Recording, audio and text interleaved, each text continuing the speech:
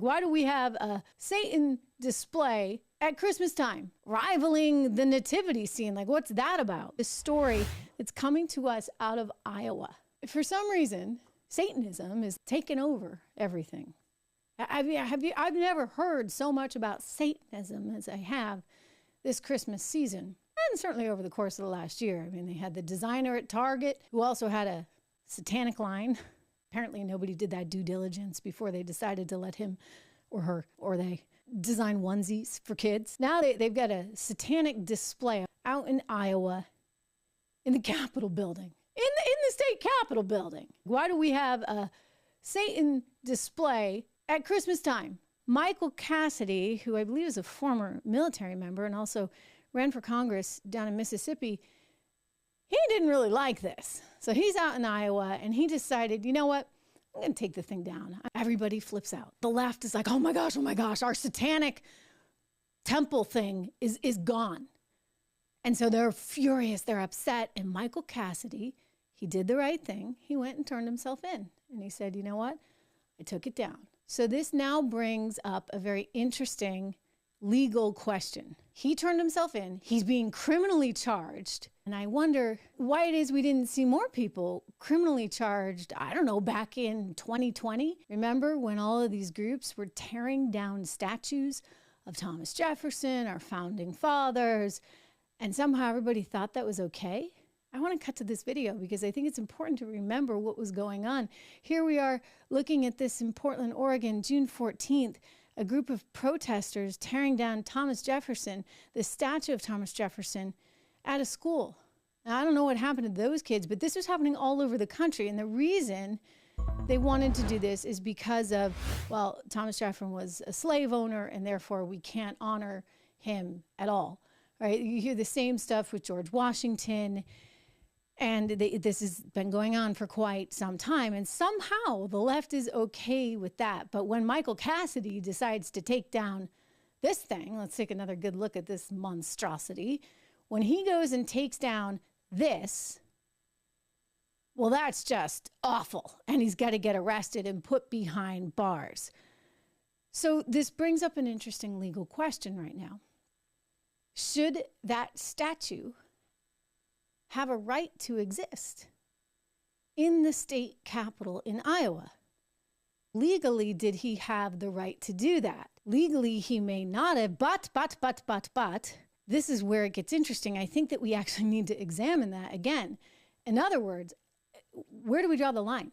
Why is it that a satanic cult is getting protection from the state, specifically protection from the IRS? There's cults of all kinds, and they apply and say, okay, well, we want to be a religion. The IRS is like, yeah, I don't think so. You know why? You get special tax breaks if you're a religion. Comes with a whole different set of breaks, and it's good, right? And a whole different set of protections, because we do believe in religious freedom. And so we want to honor that. We want to encourage religion. And so there's a tax code set up to do those things. But what about when your religion is a satanic cult? Why should the IRS actually protect that? Shouldn't the IRS be rewarding and encouraging good behavior?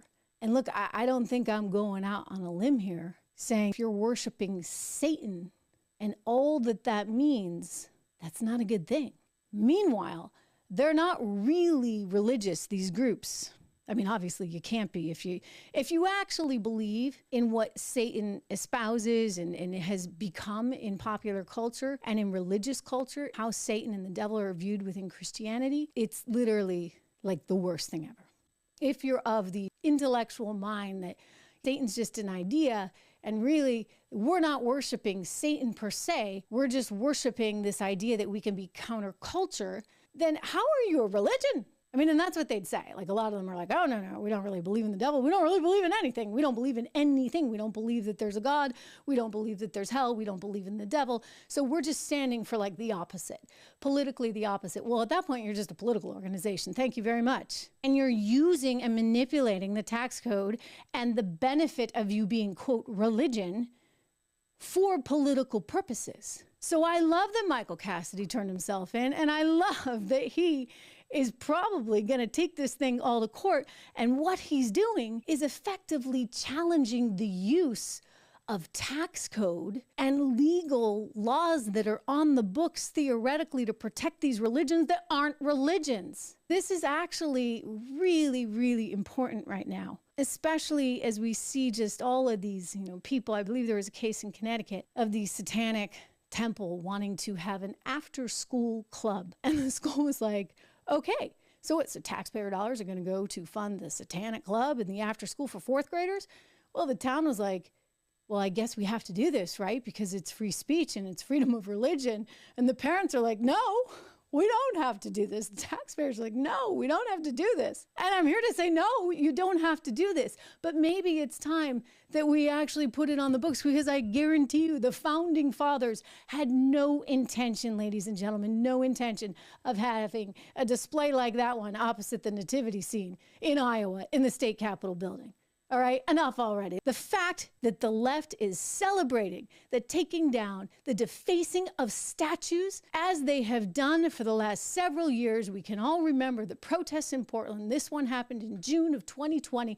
Let me tell you, they're okay with this, but furious that somebody would dare to take down a statue of Satan. That tells you just about everything you need to know.